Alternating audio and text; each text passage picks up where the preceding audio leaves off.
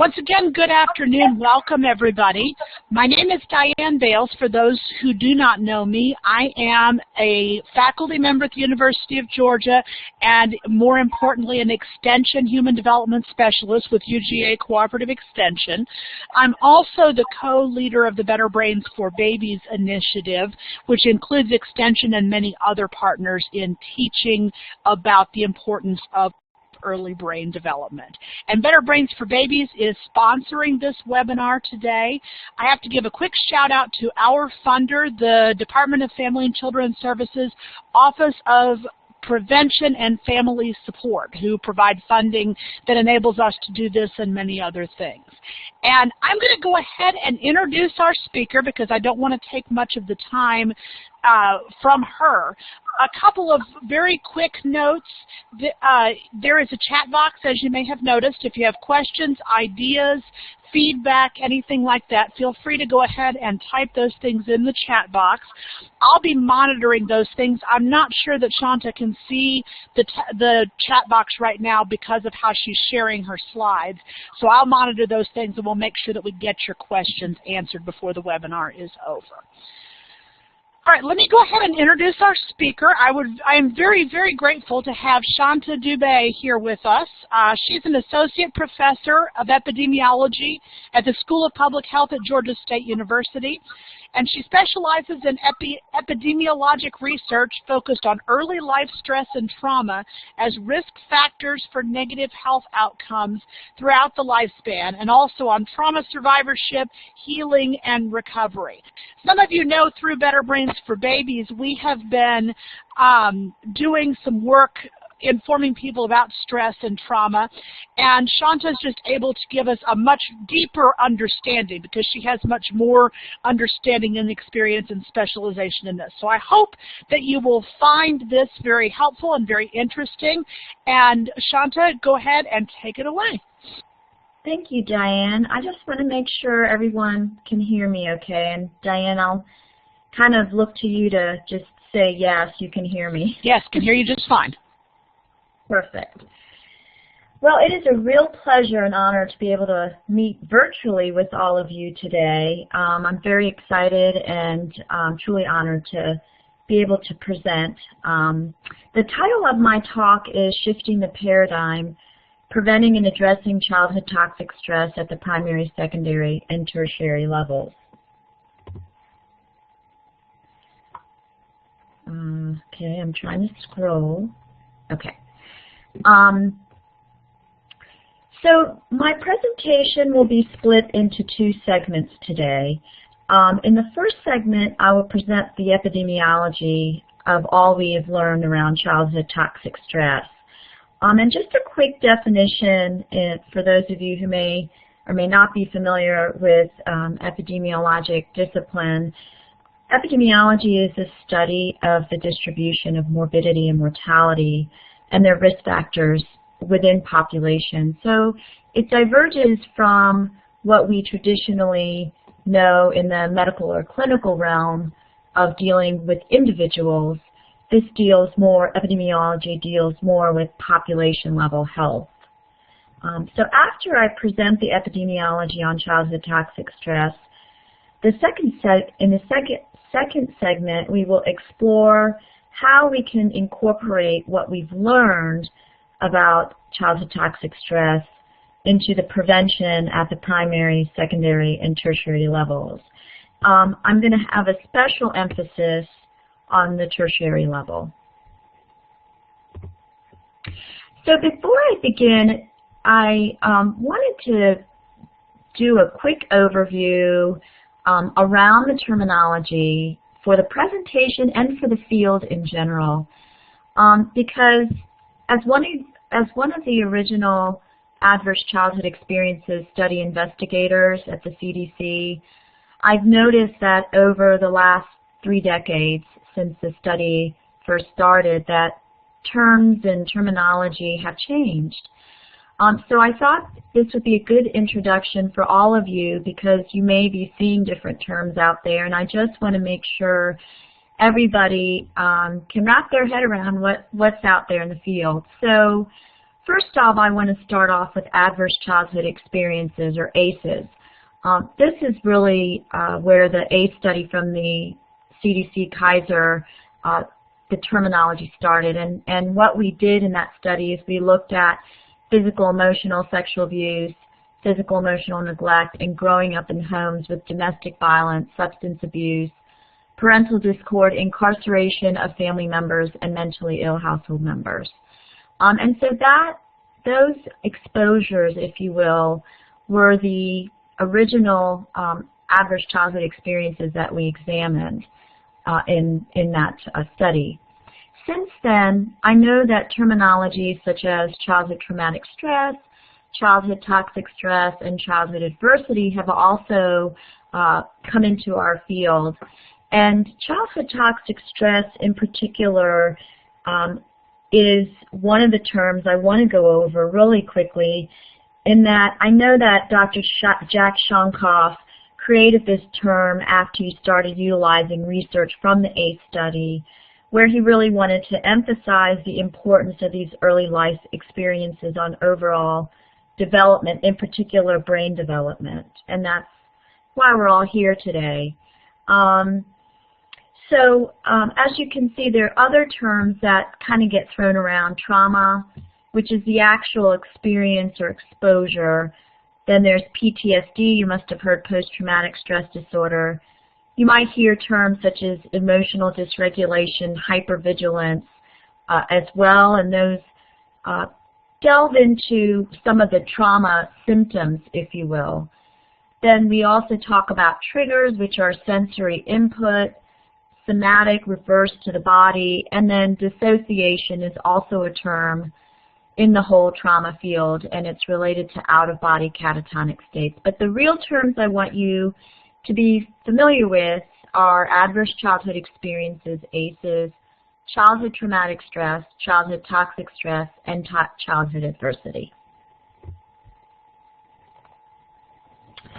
So it would be remiss of me if I didn't provide all of you with an overview of really of how we got to this place of addressing and preventing childhood toxic stress, or ACEs.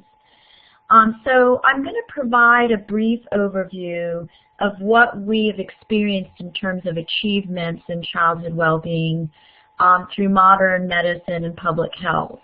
And through the advent of antibiotics, vaccines, and sanitation, over the past 100 years, we've been able to reduce the burden of infectious disease, reduce rates of childhood mortality due to infectious disease.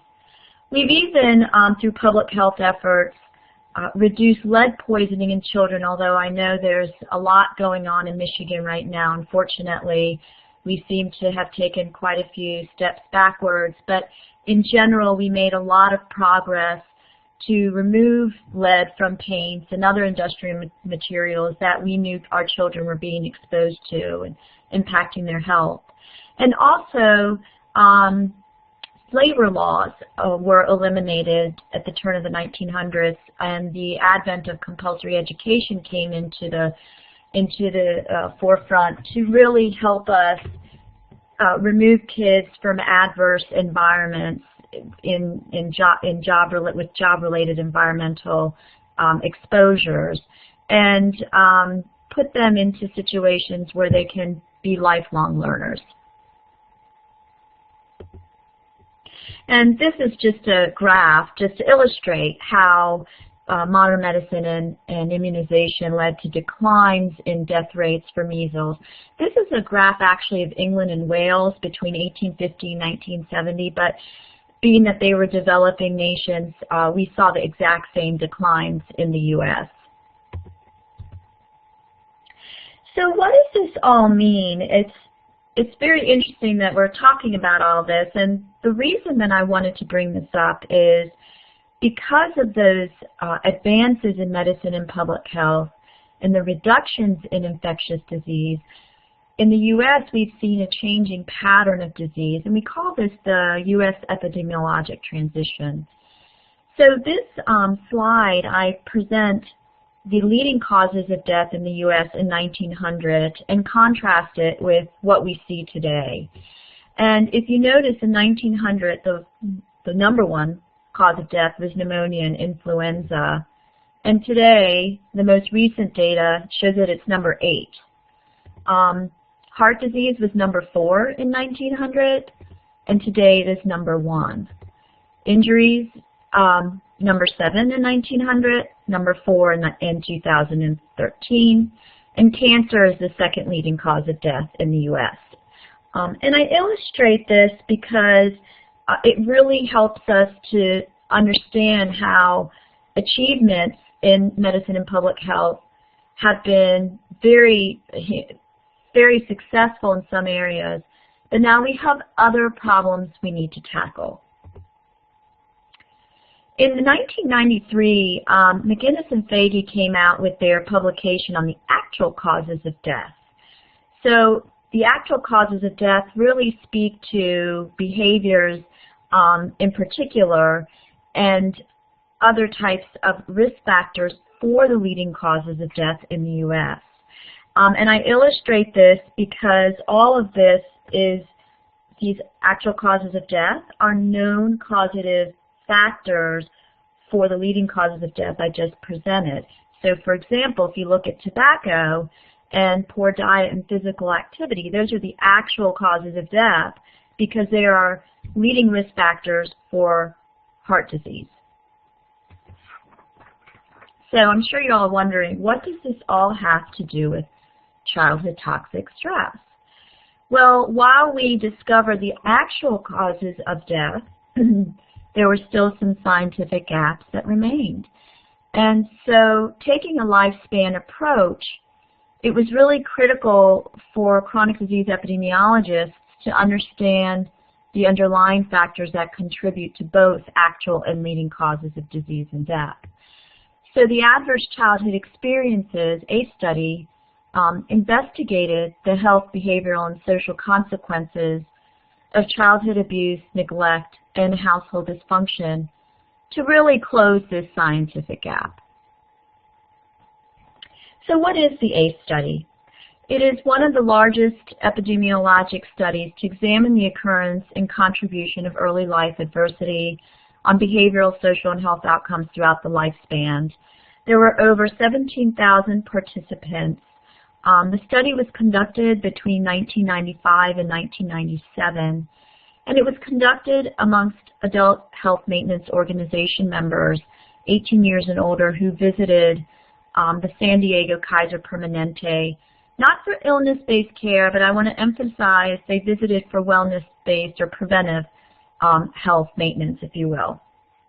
And 2 weeks after their visit, they were sent a questionnaire to assess experiences of emotional, physical, sexual abuse during childhood, emotional or physical neglect during childhood, and growing up with domestic violence, substance abuse, mental illness, parental discord, and crime. So just briefly, the procedure, as I mentioned, the study took place between 1995 and 1997. The study population was based on a sample of convenience, and participants who were health maintenance organization members seeking an overall health assessment made an appointment, and after their doctor visit, 2 weeks later they were sent the Family Health History Questionnaire to their home. And this Family Health History Questionnaire included questions about their early exposure to abuse, neglect, and household dysfunction, as well as other details about their current health status and current health behaviors.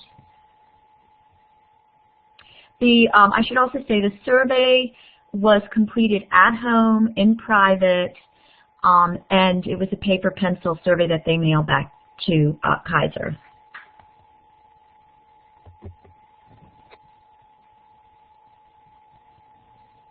So what we did is we examined or assessed adverse childhood experiences. We looked at 3 forms of abuse and 2 forms of neglect, and this slide provides our definitions that we used. Emotional abuse was defined as often, very often sworn at, insulted, or put down, or made afraid that the individual will be physically hurt. And they were asked this, these were adults, and they were asked retrospectively, so if these experiences occurred before age 18. Physical abuse was defined as sometimes to very often being pushed, grabbed, shoved, or slapped, or hit so hard that they were left with marks or injuries. Sexual abuse was defined using Gail Wyatt's instrument and assessed if an adult or person at least 5 years older ever touched them in a sexual way, ever had the respondent touch his or the perpetrator's body in a sexual way, or attempt or actually have oral, anal, or vaginal intercourse. And then emotional neglect was defined using the childhood trauma questionnaire, and emotional neglect was defined as family members rarely or never made them feel special, loved, or family was never or rarely or never was a source of strength, support, protection. And then physical neglect delved into rarely having anything to eat, or that the parents were drinking, which interfered with care, or they had to wear dirty clothes or didn't have anybody to provide them medical care. We also looked at 5 household exposures. Substance abuse, defined as living with somebody who is a problem drinker or used street drugs. Mental illness, living with anyone who is depressed or mentally ill or attempted suicide. For our study, we specifically looked at domestic violence or witnessing domestic violence as the perpetration occurring towards the mother. Since our study, I just want to say that witnessing domestic violence is expanded to be defined as witnessing any kind of violence between household members. It could be either towards the mother, towards the father, and even between siblings. And then criminal behavior in household was defined as growing up with any family member who was sent to prison, and parental separation or divorce defined as growing up with parents who were separated or divorced. So over the course of my work on the ACE study, it just became more and more apparent of what was so critical about these types of exposures. One thing that has definitely surfaced is that the impact that these exposures have on the developing child occur in ways that we can't readily see them. And what does that mean? Well, when a child incurs an injury or has an infectious disease or gets strep throat, we have quick diagnostic measures or ways to assess and treat. Stressors such as these are not readily seen, and that's partly due to the endogenous stress response, which I'll talk a little bit more later in my presentation. The other thing that became really apparent as I worked on this study, and as I started to work with trauma survivors, is that these experiences really do go unrecognized or unsubstantiated. And I know many of you may be working in the child welfare system, and part of the jobs day to day are to document and determine whether abuse and neglect is substantiated. But the reality is the majority, and a large proportion, as I will show in the data, of adults who report their early adversities never went through the system. So they never got recognized or substantiated. And these survivors have really had to live with, if you will, these exposures and experiences, mainly because of stigma or secrecy related to some of the exposures they had.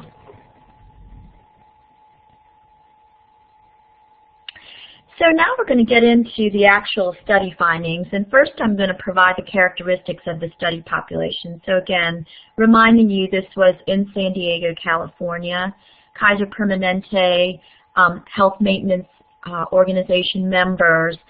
The mean age was 57 years, and so this was slightly older than the U.S. population during the study period of 95 to 97. 54% were women, predominantly white, followed by Hispanic. 11% of our population, study population, was Hispanic, and then 7.2% Asian. And I will say that the racial ethnic makeup of the characteristics of this population are very much aligned with the San Diego County area. I also want to draw your attention to education. If you'll notice, close to 75% of the participants had some college or college graduates, so it's a highly educated population. So what did we find in terms of the prevalence of individual childhood adversity? So when we talk about prevalence in epidemiology, we're looking at the number of individuals who reported the exposure over the total population. So by far, physical abuse was the most commonly reported form of abuse. 28% of the adult population reported that they were physically abused during childhood. In terms of neglect, emotional neglect was more commonly reported than physical neglect. And not surprisingly, substance abuse was the most frequently reported household exposure. And I say that because there have been multiple studies over the years from CDC on the occurrence of parental alcoholism. And so what's been reported is that 1 in 4 adults report being an adult child of an alcoholic.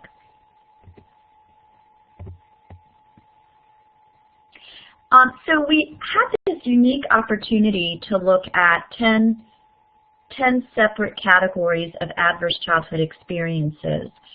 And one of the things we really started to understand as we got into the data is it was a very rare occurrence to see, or it wasn't an occurrence to see any of these exposures as an individual exposure. In other words, these types of exposures were highly interrelated.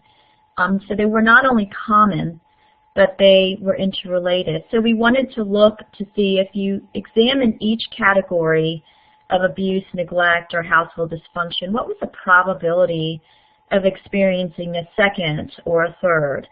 And with emotional abuse, the probability of reporting a second ACE was 98. And I'm reporting the most commonly reported second form of ACE. So if you report emotional abuse, if they report emotional abuse, there was a 98% probability of a second ACE. If the cohort reported emotional neglect, there was a 93% probability of reporting a second ACE. And then if battered mother was reported, there was a 95% probability of reporting a second ACE. And you can see the probability of reporting a third ACE is, pretty high. The lowest was 58% for reporting a third ACE.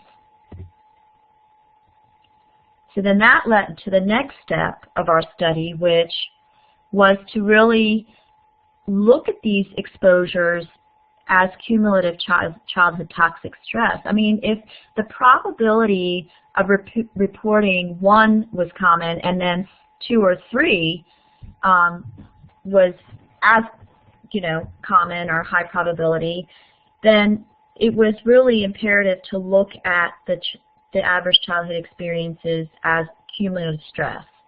So we created this very rough instrument called the ACE score, which was basically a counter of the total number of adverse childhood experiences.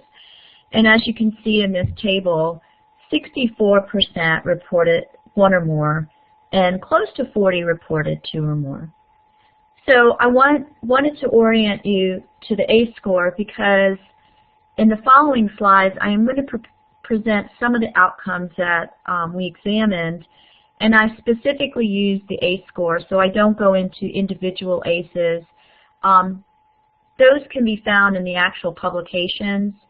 but I think it's really important to highlight how we see dose-response graded relationships with the A score. So first, let's talk about the childhood home environment. I was really interested in understanding more in depth what is the probability of abuse, neglect, and other forms of household dysfunction if there's a history of parental alcohol abuse. And I wasn't interested in just whether the one of the parents was an alcoholic or neither. I wanted to look at different levels. So whether there were 0 parents who are alcoholic, no parents, father only, mother only, or both. And this graph, I'll just orient you. I don't know if you can see my cursor. Hopefully you can. But the y-axis is the percent, and the x-axis represent each type of abuse and neglect examined. And each of the bars represents the history of parental alcohol abuse. So you can see, compared to having no parents as alcoholics in childhood, there's a strong increased dose-response relationship when you go to seeing participants reporting that both parents were abusing alcohol during childhood. And that is the case for every form of abuse and neglect.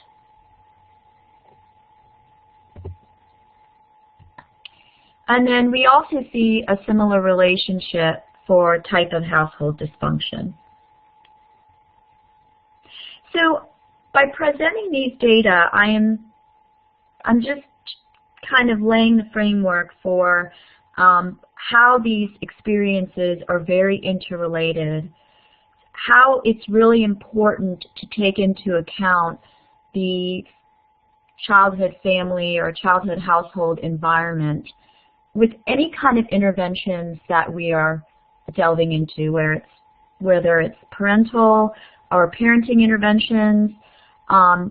It's really critical to know what else is going on in the childhood family environment. So the other question we had in our minds is, if these exposures occur early in childhood, what is the probability or what is the contribution to starting risk behaviors in adolescence? And this was a particular interest at CDC because at the time we had the Division of Adolescent and School Health, and their focus was to address and prevent adolescent risk behaviors. So in the next 2 slides, I'm going to present some of the findings from a few studies that we did to look at the relationship between the ACE score and adolescent substance use. So again, orienting you to the slide, we're looking at percents here, and the x-axis is the outcomes we looked at. And each bar, each colored bar, represents a level of the ACE score. And so as you can see, as the ACE score increases, when you compare to respondents who said they had not experienced any ACEs, there's a strong stepwise graded increase in the risk for initiating smoking by age 14, initiating illicit drug use between 15 and 18 years, and initiating alcohol use by 14 years of age. Again, these were retrospective reports, but we have strong evidence that there is a very strong correlation between ACEs and early initiation of adolescent substance use. We also had an interest to look at the relationship between ACEs and attempting suicide during adolescence. Again, this was another important area at CDC to prevent adolescent suicides. And again, we see a very strong stepwise graded relationship between the ACE score and suicide attempt during adolescence. We also saw similar relationships with adults. We saw that the ACE score increased the risk of suicide attempts in adults. So now moving on to childhood adversity and adult health. I'm only presenting 2 outcomes because of time. I'm focusing on ACE score and drug abuse, but again, the bars represent the ACE score, and the outcomes we looked at in adults are whether they ever had a drug problem or if they were ever addicted to drugs. We also examined intravenous drug use, and there was a strong relationship between the ACE score and intravenous drug use. And I'll just say one thing about that, going back to our infectious disease world. We know that intravenous drug use is it is a causal risk factor for HIV and hepatitis, some forms of hepatitis B in particular. So again, we're looking at ACEs, or adverse childhood experiences, originally for chronic diseases, but what we really started to uncover is actually ACEs may increase the risk of other infectious disease that are of public health priority. Moving one step further into the research, I realized that this Kaiser cohort had participants starting from age 18 and going to age 100 years. And given we had a large sample, 17,000, I started to investigate whether or not we could look at some of these associations across birth cohorts. So for one of the studies I conducted, I did examine childhood adversity in relationship to alcohol problems, tobacco use, risky sexual behaviors, and mental health issues across 4 consecutive generations. And again, for time's sake, I'm not presenting all the graphs, but this is a data presentation of the association of the ACE score to self-reported alcoholism by birth cohort. And I do want to orient you carefully to this slide so that the interpretation is understood. So on the x-axis this time is the ACE score, and on the y-axis is the percent, and each line represents a birth cohort that was examined. So we looked at the ACE score in relationship to self-reported alcoholism across persons born from 1900 to 1931, 1932 to 1946, 47 to 61, and 62 to 78. And what you see is, and I want to draw your attention to the actual slope of the lines. For each of those cohorts, there's a strong graded relationship between the ACE score and self-reported alcoholism. So across almost 100 years, where we've had strong efforts to social and secular efforts to change behaviors and have an impact on health outcomes, the ACEs exhibit a strong association with self-reported alcoholism. And we found similar associations for the other outcomes I mentioned: tobacco, or smoking, I should say, sexual behaviors, illicit drug use as well.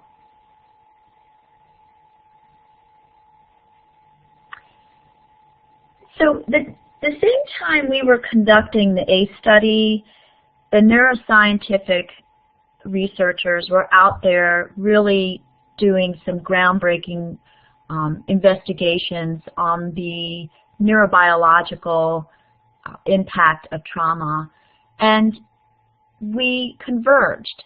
The ACE study epidemiologic findings converged with the neuroscientists. And what we concluded is that an unseen impact of toxic stress on the developing brain and nervous system leads to a host of outcomes later in life. For this presentation, I actually only presented the health outcomes, but we also now know that ACEs actually impact educational outcomes, which is the whole reason we're here talking about healthy brain development.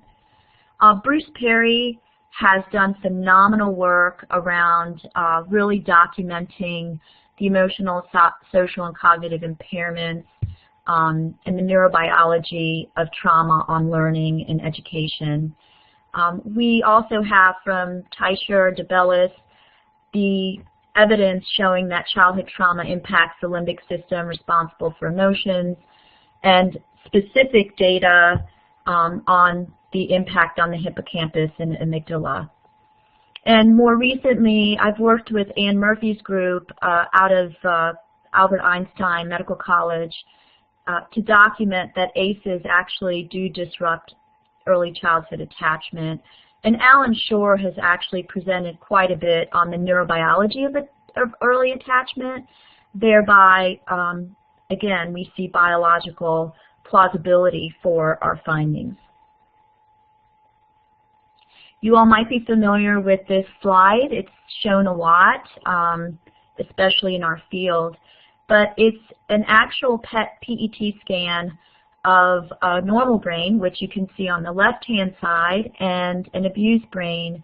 And these were images taken of Romanian orphans who were institutionalized shortly after birth. And it shows the extreme, on the right-hand side, the extreme deprivation, the impact of the extreme deprivation on their developing brain. In this particular image, the temporal lobes are highlighted, and those are areas of the brain that are known to regulate emotions and receive input from senses, from our sensory input. So what have we learned? We've learned that childhood adversity leads to adolescent risk behaviors, which can persist and continue into adulthood, which are consistent with our actual causes of death and lead to cardiovascular disease, liver disease, and other health problems. We've seen direct relationships between childhood adversity and adult health as well. And I'm just reminding us of the actual causes of death, and you'll see what I have circled. The ACE study basically helped to identify those scientific gaps, and childhood adversity are now seen as contributors to tobacco and other actual causes of death in the U.S. Key findings from the ACE study that contributed to public health. I think if you're going to take anything away from this study and this presentation, or the first half of this presentation, is that ACEs are common. Multiple ACEs are thought of as cumulative stress, and we saw dose-response associations. They're highly intercorrelated with each other. They rarely occur in isolation. So if we're doing interventions to, say, prevent abuse, we have to take into consideration other forms of childhood adversity. We see behavioral health impacts starting in early adolescence, continuing into adulthood. I think we cannot overlook the data on the health impact transcending 100 years of social and secular trends to change behaviors. We saw that with the birth cohort analysis. We know now there are neurobiological mechanisms, and so we do need to continue on the primary prevention of ACEs. I do want to highlight, however, that other key points that emerged from the ACE study but that were not necessarily emphasized include this large percentage, we saw 64% of adults who survived their experiences. And we've also learned since the ACE study that they're not the only childhood stressors that can occur. ACEs cannot be removed or prevented once they occur. So primary and secondary prevention are important. Primary meaning no ACEs occur, and secondary meaning we identify and address ACEs as soon as they occur. But once they've occurred and they've not been addressed, they cannot be prevented. Adult outcomes associated with ACEs, such as substance abuse and mental illness, could perpetuate and most likely perpetuate toxic stress to the next generation in an intergenerational fashion.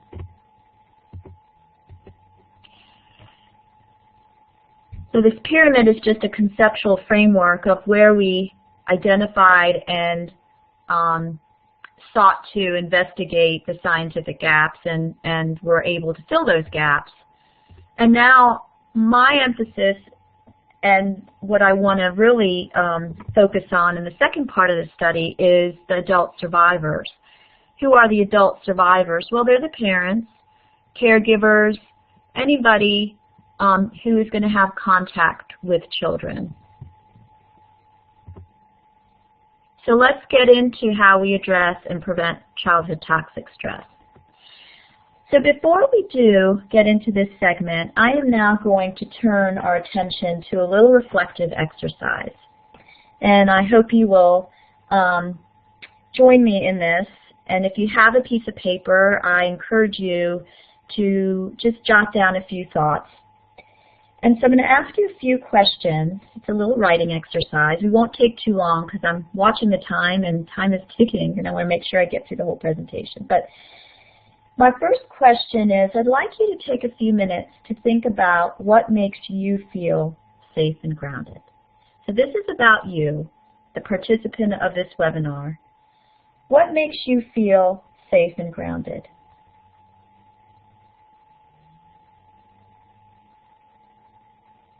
What makes you feel unsafe and possibly reactive?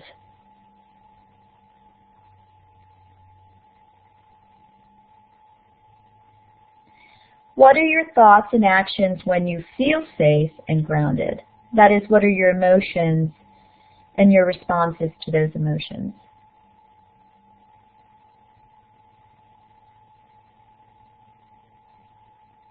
What are your thoughts and actions when you feel unsafe and reactive?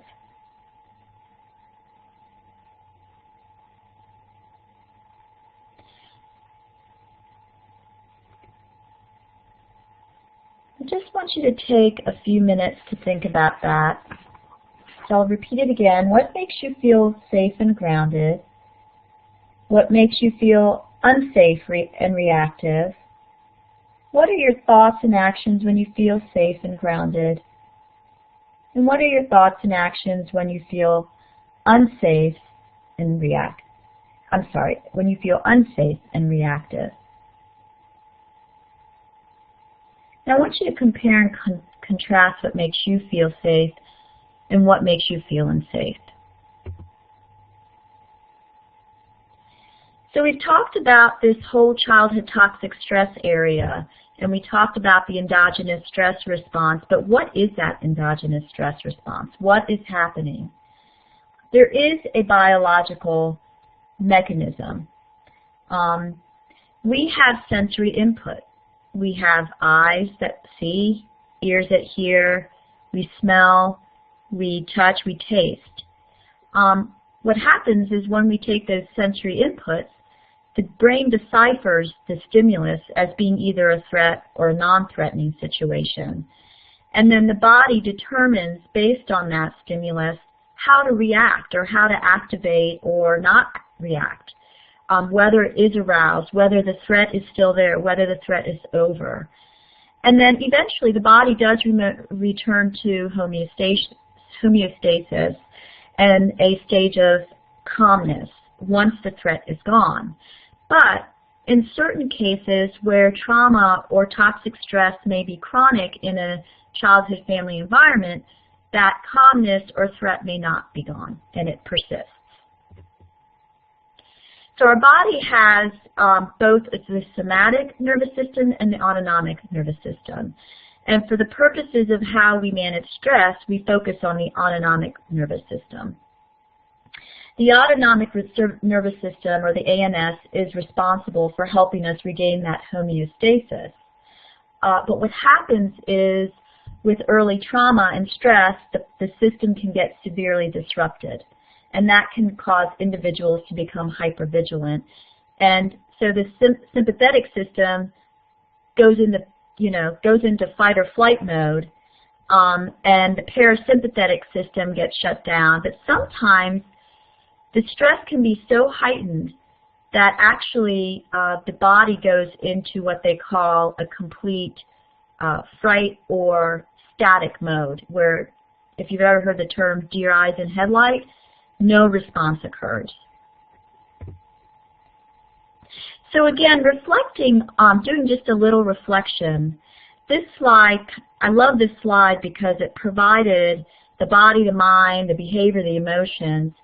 If you just reflect on this slide for a moment and look at the symptoms and see what your clients are exhibiting, and maybe sometimes what you see some of your own family members or colleagues experience, and then also sometimes what you might experience when you're stressed.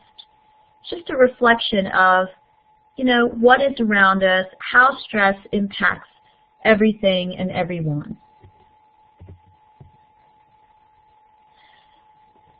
One of the things I learned, and we all learned from the ACE study, is that childhood toxic stress or trauma does become embodied. Behaviors occur or become persistent that are associated with childhood adversity as a way to learn to cope with and ameliorate unpleasant emotions and feelings from the past.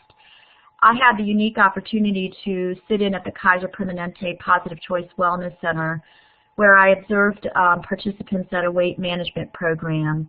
And it was amazing what they were able to present around their emotional triggers. They had timelines starting from early childhood to their adulthood, and they marked off what was happening during their life at certain points when weight and eating became a problem for them. And they were able to identify the triggers in their early childhood. Similarly, smoking cessation for some is very difficult, even in the presence of smoking-related diseases. And it's because their homeostasis is off. And the smoking or the nicotine is, as they said, a way for them to calm themselves. It's a stress coping mechanism. So if this is all what's happening with our stress response, and we know adversities cannot be prevented once they occur, we really need to take a downstream approach to take an upstream approach. So what does that mean, Shanta? What are you talking about? We want to prevent abuse, neglect, and dysfunction amongst children, but we really need to address it in the adults and help them heal and move towards well-being. And that's where this salutogenic model comes in. And I'm going to talk to you a little bit about what is Saluda Genesis. It's a stress-oriented concept that focuses on health resources as a way to maintain and improve movement towards multiple dimensions of health. So it completely diverges from a biomedical model, and it really takes into account our strengths that we possess to move towards health and well-being. I also believe we need to take into account adult learning theories when we're addressing stress and trauma in adults, because we do require reflection and experience to guide the learning, to move away from negative coping to positive coping. And we also need to take on a trauma-informed approach. A trauma-informed approach allows us to realize the widespread impact of trauma, recognize the signs and symptoms of trauma in clients, families, staff, and others we work with, and then respond with fully integrating all this knowledge so that it's in our policies, procedures, and practices so that we can really work towards preventing re-traumatization. I have conducted several studies around Saluda Genesis or healing among trauma survivors, and I did 3 particular studies. One was a trauma healing project I collaborated with in Oregon, and then I conducted a separate study using the Kaiser cohort. And my current study area is looking at defining Saluda Genesis and understanding what people say about well-being and healing. And the bottom line for these key findings is trauma survivors want to be heard and validated. They need trusting, supportive environments and people to work with. There is a huge body of research showing that mind-body interventions are very effective. There needs to be an awareness about trauma. Healing is a process, and it begins with awareness. That is what we're learning from our web blogs that we're studying around Saluda Genesis. And from the study amongst the Kaiser cohort, we're learning that education, physical activity, emotional and social support are key factors associated with well-being amongst trauma survivors. So I'm coming to the conclusion of my presentation, and I just want to say that this model that I have, a 3-level public health prevention strategy, this is an example of where I put on my public health epidemiologist hat. We have to realize that primary prevention can really be accomplished when we work with parents, clients, healthcare providers, educators, anybody who works with children, so that these individuals themselves can heal from trauma or other stressors that they're experiencing. We have a very good understanding that these experiences in childhood really, if they are not addressed, can lead to symptoms and problems, and so it's really critical that we address the trauma in the adult survivors so that we can get to the primary and secondary prevention in children and adolescents. So the time is now. I call it a paradigm shift because we're not just addressing it on 2 levels or 1 level, or addressing prevention on 1 level or 2 levels. We're really trying to take a very comprehensive approach. And so I really hope that we can, in the future, prevent, our future generations from languishing. We've really achieved a lot in reducing childhood mortality, and so we cannot and should not replace it with toxic stress and the development of social, behavioral, and other health problems. We really need to strive for positive outcomes in our future generations, and this is what I think of as developing a true culture of health and well-being. And so we really need to take a comprehensive, trauma-informed approach that engages and empowers individuals to heal and recover, and develop positive approaches to self-care so that we can combat the symptoms of toxic stress. And I will say the American Academy of Pediatrics is phenomenal. They've really put out a lot of recommendations around addressing stress and well-being in amongst staff, and also making them aware of their own trauma. And I think that that is the wave of the future, to be honest.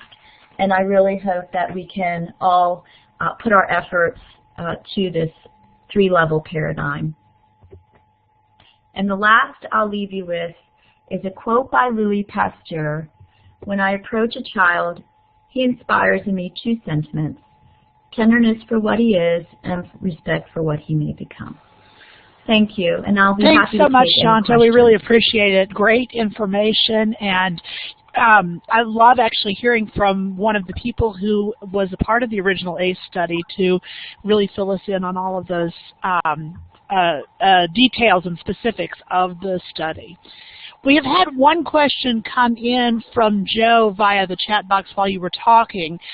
Joe asked, has ACEs been correlated to PTSD or behaviors other than substance abuse, unable to develop healthy relationships?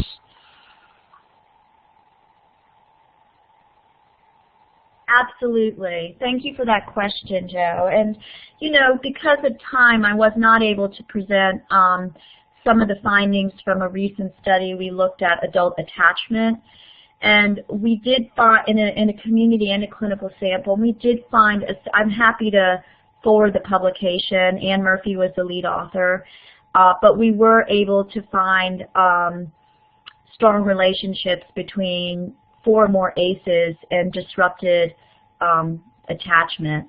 And I didn't show in these slides the outcomes we looked at in the ACE study related to, for example, relationship problems. We did have questions in the family health history, and we found strong graded relationships with ACEs and relationship problems. We did not specifically look at PTSD because assessment of PTSD does require very specific diagnostic criteria, but I can tell you most of the outcomes that we looked at fall into PTSD, spectrum.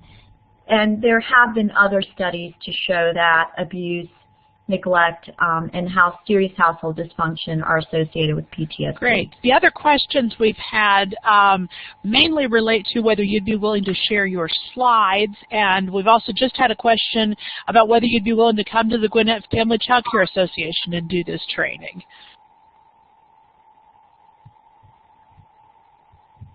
I would love to do that. I'm happy to do that. In terms of the slides, I can send Sure, that's great, and I will share it with those who are interested. Sure.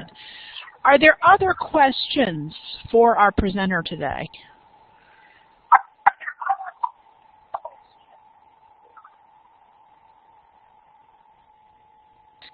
All right, I'm going to ask Shanta to stay around for a few minutes, and in case anybody has questions that you did not get answered yet, and I'm going to stop the recording at this point.